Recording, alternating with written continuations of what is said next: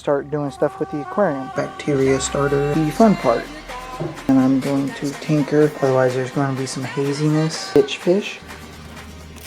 Hey all my critters, welcome back to our critter cage and welcome back to a new episode. In this episode, we are going to be continuing building the tank from last episode when I built the stand and everything. Let's start off with the substrate and everything, and just as a little what this is a 20-gallon aquarium that I got from Facebook Marketplace over a year ago. Yeah, this is my desert ecosystem biotope type of aquarium. Okay, let's go ahead and throw you guys into making this aquarium and putting it all together, and that all starts with the sand. So yeah, let's get after it.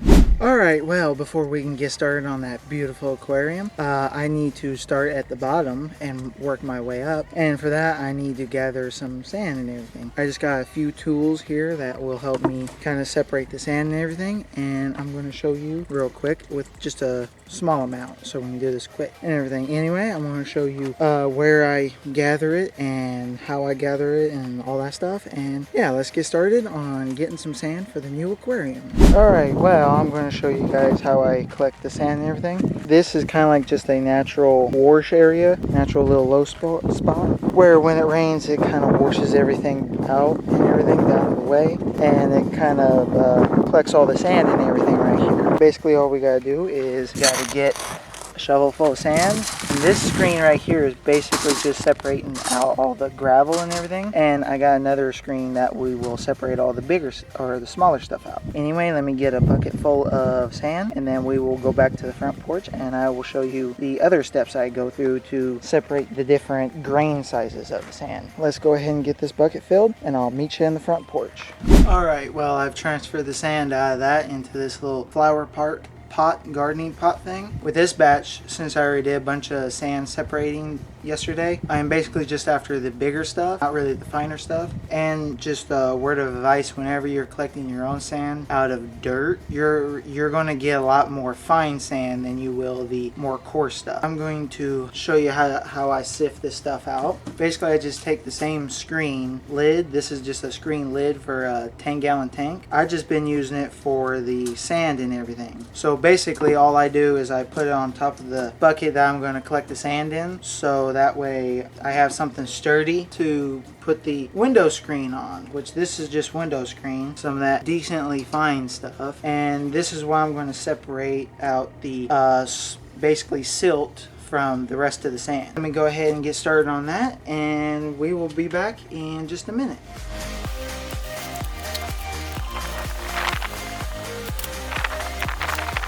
Alright, well, this is what I've gotten out of sifting it and everything. This is the fine sand slash all the dust and everything. Anyway, I'm going to discard this bit because this bucket is basically full of this smaller, finer silt type sand. So I'm basically just going to discard this one. I was after this bigger grain sand. I ain't got that much of this stuff out of yesterday's sifting. So I'm basically just going to keep this, and I'm going to show you guys me washing this real quick and show you just how much washing you gotta do just to this coarser grain sand, fine gravel coarse sand. You gotta still wash this a fair amount. This stuff, this silt and stuff, you gotta wash it so much to get it clean. So yeah, that's one of the drawbacks of trying to use silt or anything really fine like that. Anyway, let's go ahead and start washing that, and then we will get into doing the actual aquarium stuff. Anyway, ain't nothing to do it but to do it, so let's get after it. Okay, so this works with basically no matter how much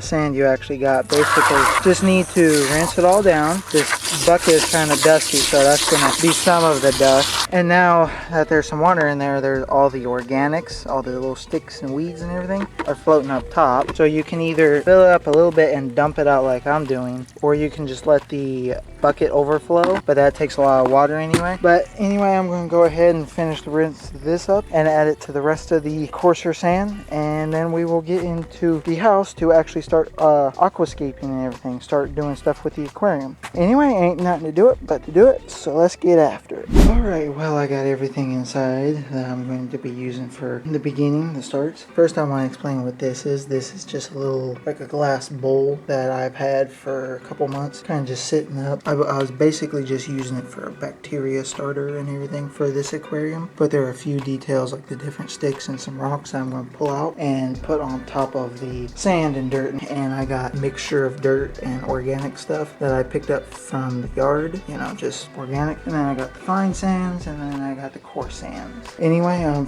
going to first put this in there and sort out the things I want to keep up on top of the sand and everything. And then I'm going to put the dry dirt on top of that. And then I'm going to start putting the sand on it and then aquascaping. Anyway, yeah, that's about what I'm going to do. So let me go ahead and time lapse me starting this thing. Anyway, ain't nothing to do it but to do it. So let's get after it.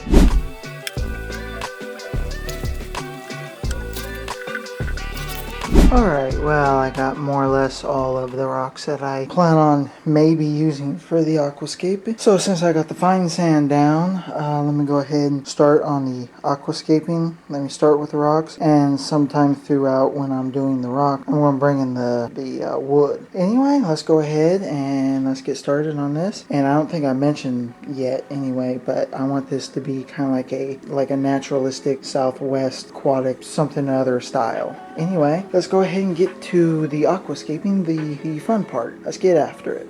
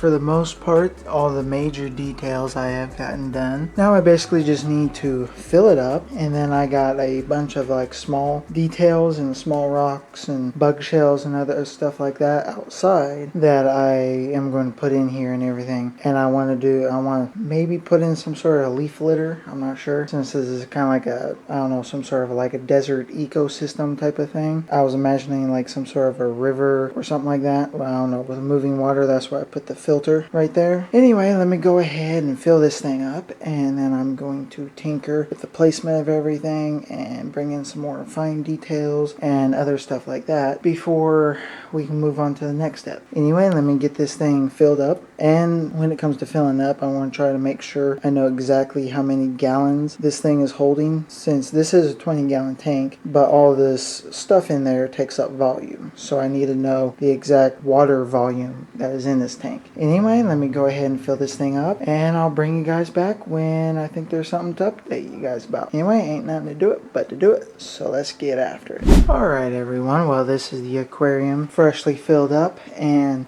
with everything in here, this holds just about 15 gallons. I think it's a little over 15, but we'll call it a 15-gallon capacity with everything. Now you guys can really see the fact that you really have to wash this sand really good, otherwise there's going to be some haziness to your tank and everything. But I don't really mind that, since it's going to be a while since I put any livestock in here. Anyway, let me go ahead and let this sit. I haven't added any more new details. I'm probably going to be doing that and everything. But yeah, let me let this thing sit, and I'll bring you guys back when there's something interesting. Alright everyone, well, this is a couple days later. This is like 3 or 4 days later, and it is pretty much all cleared up. It is very black watered, tannin rich, because of all the wood and everything. And I did add plenty of little details to it. I'm probably going to do some B-roll, some better B-roll later and everything, to get a better look at the tank and everything. And I added some of these small little pine cones in there, but like say this one, especially this one, is starting to do that mold thing, and I think it spread to the stick and some other things. But I was expecting this thing to kind of do that mold thing anyway, because from what I understand, pretty much all newly submerged wood usually does that anyway. It's just kind of like a little phase of the aquarium and everything. But I am fixing to go out to the canal and catch me some of those little mosquito fish, some of the, what my brother calls ditch fish. But yeah, anyway, I'll meet you guys out in the out at the canal. See you then.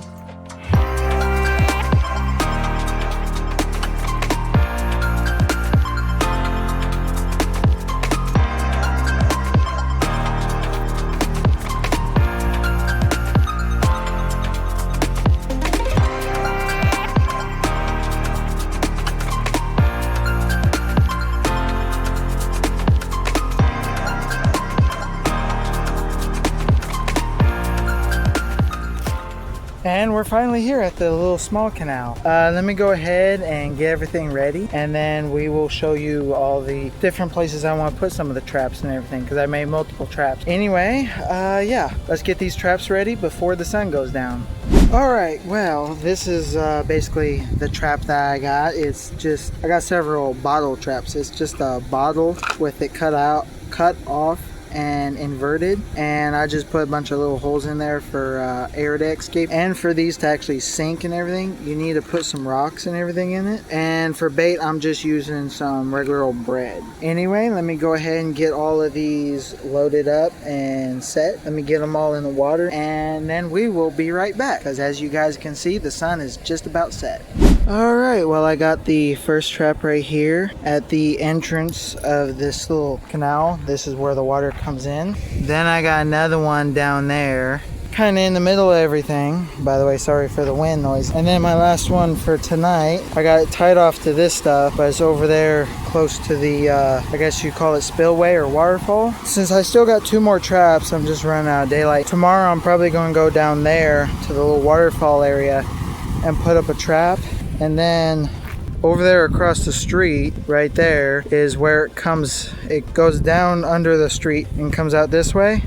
So I was going to put another trap downstream a little bit. Yeah, anyway, I don't think I really told you guys my idea with this. I was going to put up 5 different traps, 3 here in the main body of this little spot, 1 over in the waterfall and 1 on the other side. And I was going to probably come out here probably once every morning when I walk the dog to kind of check the traps and see what's going on. And since I'm wanting to start my own little aquarium and everything, start it fresh and everything, all these little mosquito fish in here, I'm trying to only take the smallest ones that I can find in the traps. Yeah, probably just going to do a little bit of a montage or whatever for, you know, the rest of this. I'm gonna check these traps once a day for a week. I'm starting on Monday, and Friday I'll pull the traps up completely. I'll take them out of the canal and everything. Anyway, yeah, let's get started with all this.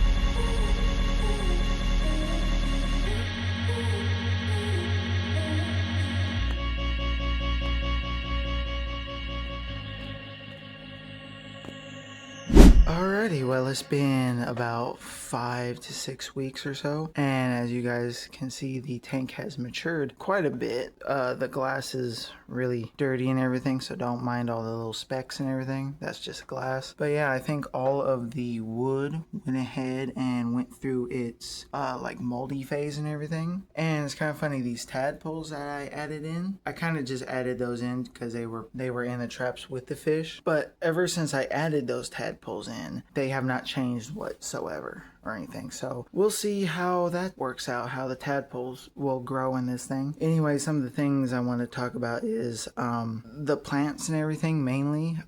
This stonewort or fragile stonewort, whatever it is finally starting to kind of grow upwards and everything, which I think is kind of cool because at first it was just draping down, kind of like Spanish moss or something, but I kind of like how it curves up like that. And I got some that grassy stuff, that aquatic grass stuff kind of came loose from the when it was lodged in the log. So since it developed some decent roots, before this video ends, I'm probably going to plant it somewhere, like in the dirt, especially since I got the, let's call it, homemade activated substrate and everything. Yeah, one of the plans for this thing is, since I want this thing to be kinda as close to a native Arizona / Southwest United States ecosystem type of thing, and I think I'm achieving it pretty good so far, because I have seen some sort of like really small white haired, or like white hairs, but they're worms. I'm pretty sure they're detritus worms, which is really good, and I'm not completely sure, but I think I have found some microfauna in there, like rotifer, or not rotifers, but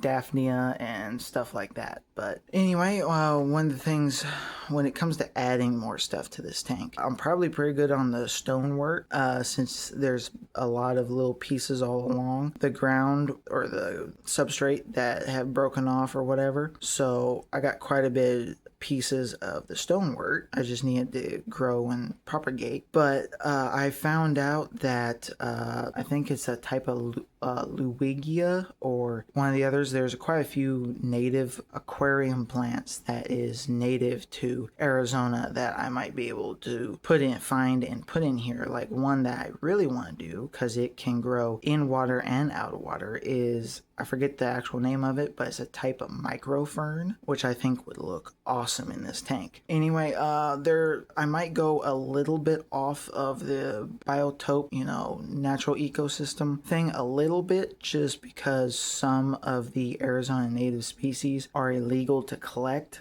Thankfully, none of this is, but so I can't put everything native in here that I want to do. Kind of like one of the, I guess, companion fishes to the mosquito fish that I kind of want to put in here is either a Florida flagfish, or I forget what it's called. Anyway, I can't remember the name, but it's the world's smallest life bearer. I forget what it's called, but it can go in here. And the cool thing about those type of live bearers is, since they are so small, they max out at like, I think a ½ inch or so. So they would be perfect for like, put like another 20 of them in here or whatever. But since I do have so much mulm in here, which I don't hate, but I don't love it either. So what I would like to do is put in some sort of shrimp or something in here to constantly stir up the mulm and everything, and so that way the filter can suck it up. Anyway, yeah, there's going to be plans for this. This is not totally complete, but is at a state where I can kind of let it idle for a little bit and, evolve as a tank and everything. But yeah, anyway, yeah, that's about it for this tank. Yeah, let's go ahead and flip the camera around. Alright, well, like I said, with all that said, I'm pretty sure that this tank is not completely done, but is more than less done. Like I say, I still want to add plenty of plants to it. I still want to add maybe 1 or 2 different types more fish, and like I say, I want to add maybe some shrimp or something. I don't know if I kind of want to, in a way, I want to let this tank run for as long as whatever, but one day I do want to kind of rebuild it and redo it all because, you know, again, first aquascape tank in a while that I've set up and all that. So there was a couple mistakes, kind of like when I put the like homemade activated soil in the bottom and everything. I should have put more sand and everything because sometimes the bubbles do come up. I think it's hydrogen sulfide or something like that. It's a natural process and everything, but a lot of people who like to keep their aquariums spectacularly clean, they say that's bad and everything, but you know, this tank is a lot like a Father Fish style tank. If you ever look him up on YouTube, he does a lot of totally natural, sometimes no filter, no water pump, no water change type of tanks and all that, which are kind of cool. But you know, I'm kind of doing like half of that. I do have a filter. Yeah, I do have a filter and everything. Now when it comes to the equipment, the only things that I have bought for this tank so far is the two backgrounds. The one behind is a mistake, so I'm not going to count that. The light, which is a Hygger light, I'll put what type it is on screen and I'll put a link in the description. And then this little filter in the corner is just a generic 20-gallon internal filter. It's not too bad. It does have a fair amount of flow and it does have a flow switch on it. Like I can change the flow rating of it, but it's like underneath of the little pipe and everything and it's really stiff. So it does have a valve on it, but it kind of sucks. But you know, anyway, yeah. The next time I do a video on this tank, I'm probably going to try to save up some money and I'm probably going to try to buy some stuff for this, like the plants or whatever, all at one go, so I can make the video all at once and all that. But yeah, expect a update video on this one day, and I'm probably going to do a lot more YouTube shorts and reels and stuff about this. So yeah, stay on the lookout for that. Anyway, yeah, that's about it for this episode. I'm not sure what's next other than maybe the rocket videos from last year. I'm not too sure, hopefully, but anyway, yeah, that's going to be it for this video. I do thank you all you guys that have followed along in this video so far. But yeah, thank you all for watching. Like, share, subscribe, comment, and I'll see you beautiful people on the next one. See ya.